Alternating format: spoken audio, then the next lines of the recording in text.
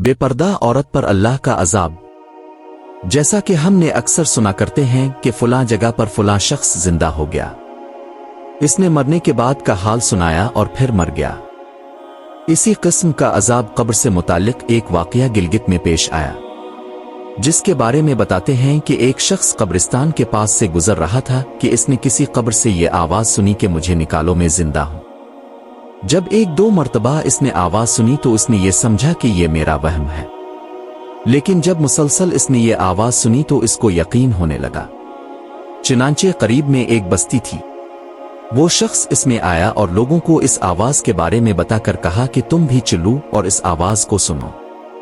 चुनांचे कुछ लोग उसके साथ आए। उन्होंने भी यही आवाज सुनी और सब ने यकीन कर लिया कि वाकई ये आवाज कब्र से आ रही है।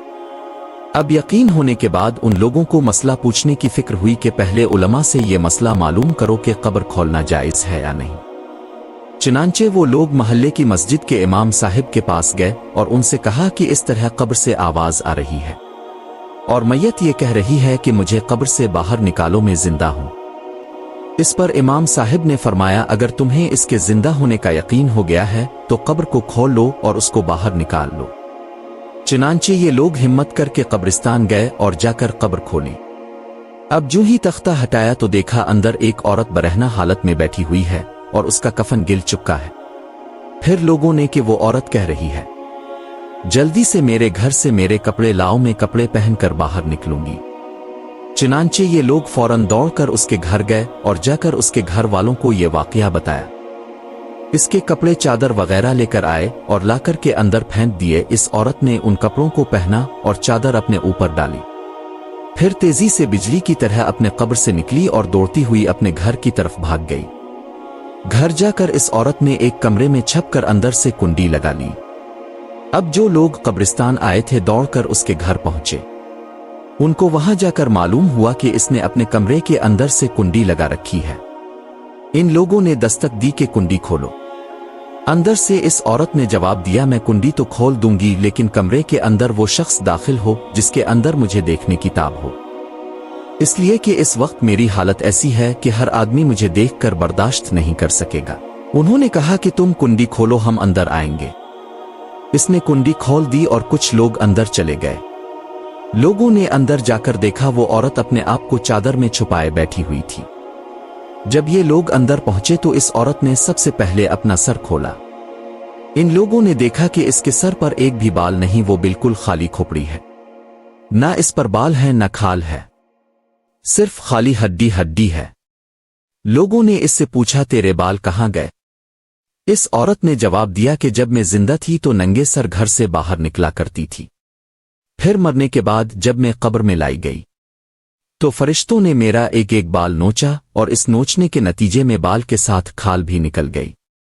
अब मेरे सर पर ना बाल हैं ना खाल हैं। इसके बाद इस औरत ने अपना मुंह से कपड़ा हटाया। जब लोगों ने इसका मुंह देखा तो इतना खौफनाक हो चुका था कि सिवाय दांतों के कुछ नजर नहीं आया। ना ऊपर का होंठ मौजूद था ना नीचे का होंठ मौजूद था, बल्कि 32 के 32 दांत सामने जुड़े हुए नजर आ रहे थे। सोचिए, अगर किसी इंसान के सिर्फ दांत ही दांत नजर आए तो कितना डर और खौफ मालूम होता है। अब इन लोगों ने इस औरत से पूछा, तेरे होंठ कहां गए? इस औरत ने जवाब दिया, मैं अपने होंठों पर लिपस्टिक लगाकर नामहरम मर्दों के सामने जाया करती थी। इसकी सजा में मेरे होंठ काट लिए गए, इसलिए अब मेरे चेहरे पर होंठ नहीं है। फिर इस औरत ने अपने हाथ और पैरों की उंगलियां खोली। लोगों ने देखा कि इसके हाथ और पैरों की उंगलियों में एक भी नाखून नहीं था, तमाम उंगलियों के नाखून गायब थे। इससे पूछा, तेरी उंगलियों के नाखून कहां गए?